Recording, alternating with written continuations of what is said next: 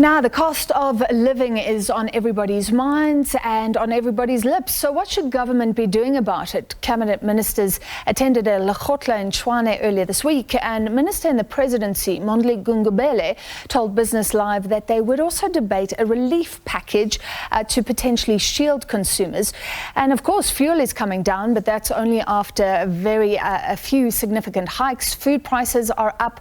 Inflation surged to 7.8% in July, and in response to that, the Reserve Bank has been increasing our interest rates. So that makes it harder for indebted consumers to pay back their loans.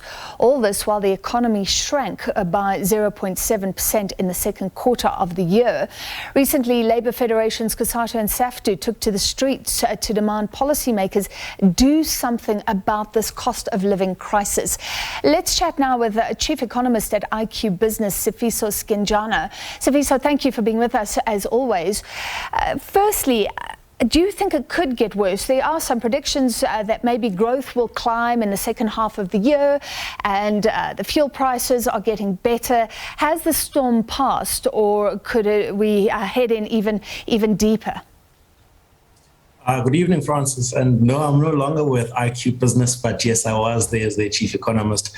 But simply, I think looking at the context of our economy right now and what's happening globally, I think a lot of the governments are also considering these relief packages because they are getting into recessionary territory at this point in time. The UK did expect that they're going to go into recession into the fourth quarter. You look at South Africa's context as well, as much as fuel prices have tapered off a little bit, but I think a lot of the inflationary pressures still remain at this point in time, and they're not going to come off at an accelerated pace. And I think also because the pain is a lot more felt, I think, on the upside of the pressure point. And so when the fuel prices are coming off, you're not going to see the similar type of pass-through that would have happened on the upside. And I think these are some of the things that have been subjects of debate around also how these organizations do think about the price models. And so I think in a South African context, I don't think our cost of living is going to go off anytime soon in terms of really just moderate.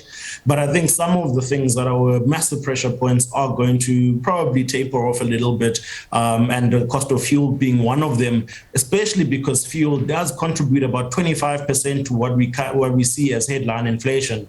And so that's one of the things that certainly I think is going to be a relief. Yeah, so some relief, but so many South Africans are in debt. So just look at what Debt Rescue has been saying, that as many as 81% in a survey were cutting down on daily meals because of affordability. And they're saying that people are just desperate and feeling very out of control financially. Do you think that's a good assessment? Well, it certainly is a fair assessment. And I think even if you look at some of the default ratios that are coming through, a lot of first-time defaulters are people who are on the upper earning side of our economy as well. And so the pain is being felt, I think, across the whole spectrum. And you often look as well when you're looking at particularly the lower part of the economy around what's happening with staple foods. The consumption of bread in South Africa has been decreasing materially over the last 10 years, actually, where we used to consume about 2.25 billion loaves of bread, and that's come off by 500 million odd. And that means that people aren't able to afford the bare necessities. And I mean, if I was looking at the ShopRite numbers yesterday, and they were talking about how for 6 years, their homemade bread hasn't increased more than 6 rand per loaf because of the pressure point that you're seeing there. And so when you're thinking about what kind of relief package that could come from government, I think food vouchers certainly, I think, would be an important one because food inflation has been a massive, massive pressure point at this point in time. I think we've got to think about that paraffin component as well. When we saw petrol prices now coming off by 2 rand, paraffin only came off by a rand or so, but it's been accelerating faster than petrol. The people who are using paraffin are the most economically marginalized. Let's think about how do we create some, subsidy type of structure, because I know the margins are tight in paraffin in general, but we've got to get a little bit more innovative in ensuring that we're responsive to particularly the most pressured people in our economy. So you say there's still scope for government to act, because according to the Department of Social Development, almost half of all South Africans already rely on some form of support. So the question is, should there be more shielding? Treasury, after the fuel relief was implemented, said we can't do this forever. Can we afford, can government afford to step in at this juncture with more shielding?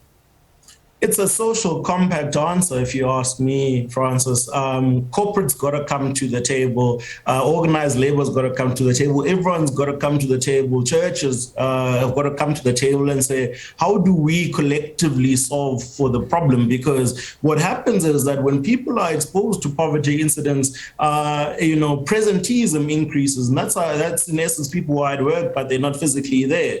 Absenteeism increases. And of course, also then the health pressure point into this, the fiscal system also increases because nutrition levels go down and access to healthcare, and people can't even travel. And so it is all our problem at this point in time. And I don't think we must put this on government alone. It is just saying that it is a stopgap while we're trying to figure out, of course, around the challenges around inflation and cost of living, around which components are transitory and which components aren't. But I really do think we must have another CEO sleep out around poverty in South Africa, where, big business does come in and say, actually, we're stepping forward and fixing this issue. Yeah, good idea indeed. Is there anything finally that we can learn? Mondli Gungubele, the minister in the presidency, saying that they would look at what top economies are doing in the world. Anything out there that sparks your interest?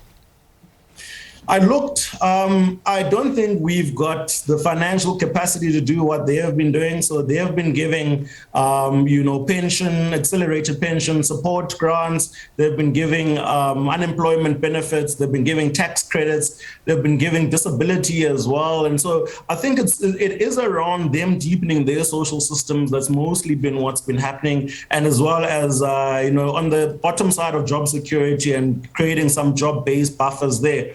And that's also been massive, both in the UK and in the US. And we've also seen now around debt forgiveness for, student loans, etc. So there are a lot of things, but most of it is coming from countries that have a capital base from which to fund these programs.